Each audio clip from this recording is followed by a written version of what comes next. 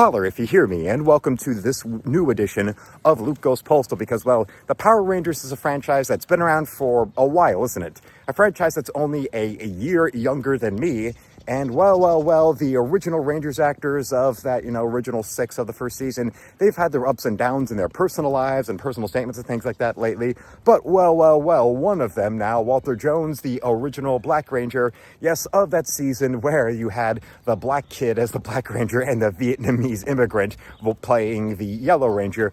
Well, now that's been a big thing that's been either something that we've casually joked about, or there have been those who try to clap their bullcrap built around it, like the Zordon is a racist skit that was online.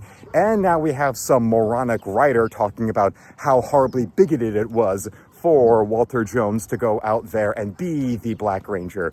But, that Black Ranger, you now have the Black Ranger himself telling this person to go and shut up. And isn't it just great? Because yes, Walter Jones recently did an interview where you hear him talking about the generation he was from. And let's also not forget, as I keep on saying, that there are certain people out there in the world where you take the insufferably woke, and more often than not, they were cloistered in suburbia, and only other place they went from was from suburbia to academia, and then from academia into media, more often than not. So of course you're going to get someone like that whose only ever interaction with the world is completely sanitized through whatever is the farthest of far left dogma.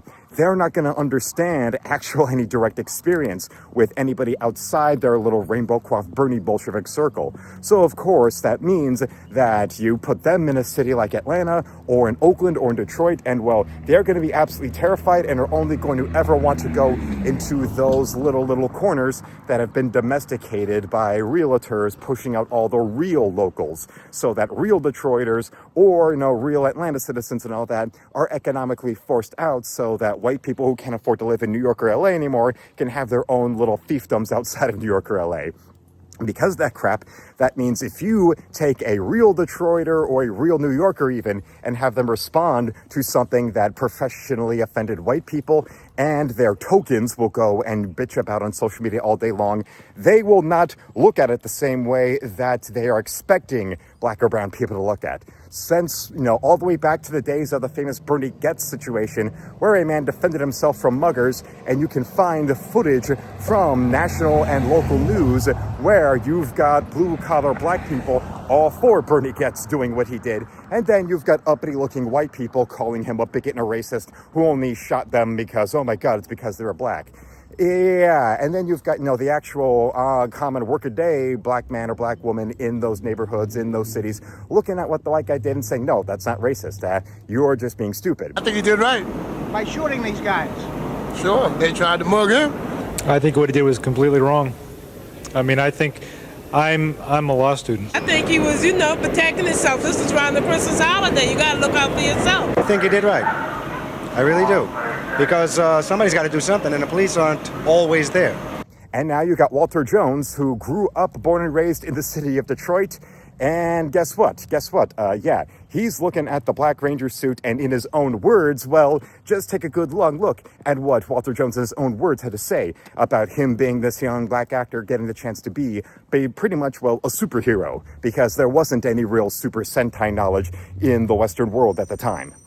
I found it to be quite powerful. Yeah. Because here I am, a young black kid from Detroit, Motor City, Motown, and predominantly a black city. So, and the time that I grew up in was a time where that was, there was James Brown, say it loud, I'm black and I'm proud. Oh, so yeah, it's like there was a shift of being, people being ashamed of being black to people being very proud of being black, and growing up in a black city and then becoming a black superhero in a black suit.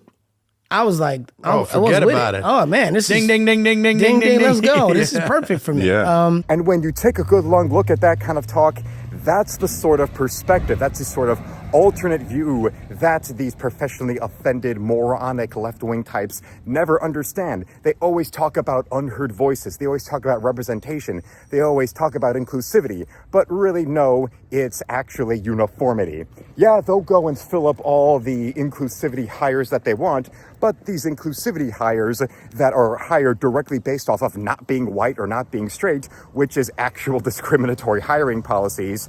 You know, DEI is just using minorities as a little front for how actually fucking bigoted that these professional HR busybodies really are. And then you take the black man or the brown man or, you know, even the Indian of any kind out there into the world and they disagree with them. That's when they want to either ignore that or repress the narrative or try to spin it as them being a race traitor. You know, like how with the good old family of the inspiration for the Washington Redskins logo is now been suing and suing and suing because guess what? Yeah, the Washington Redskins logo was not a racist cartoon. It was actually inspired by an actual Indian tribesman who approached the team and wanted a logo that represented his people with his likeness as a basis for it. And the family now has been successfully going there legally to get that logo back so that, well, in the future, the Washington Redskins will be the Washington Redskins all over again. And hell, well, I'll be for it.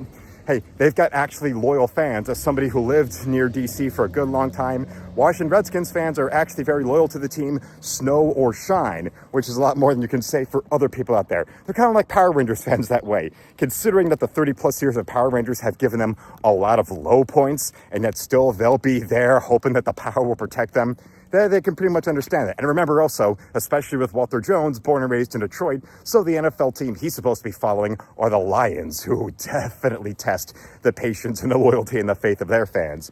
And well, don't you just love it when you get an actual strong black man who's able to look the woke white loser in the face and tell them what's really going on in the world outside of their empty little Medium op-ed article believing bullcrap?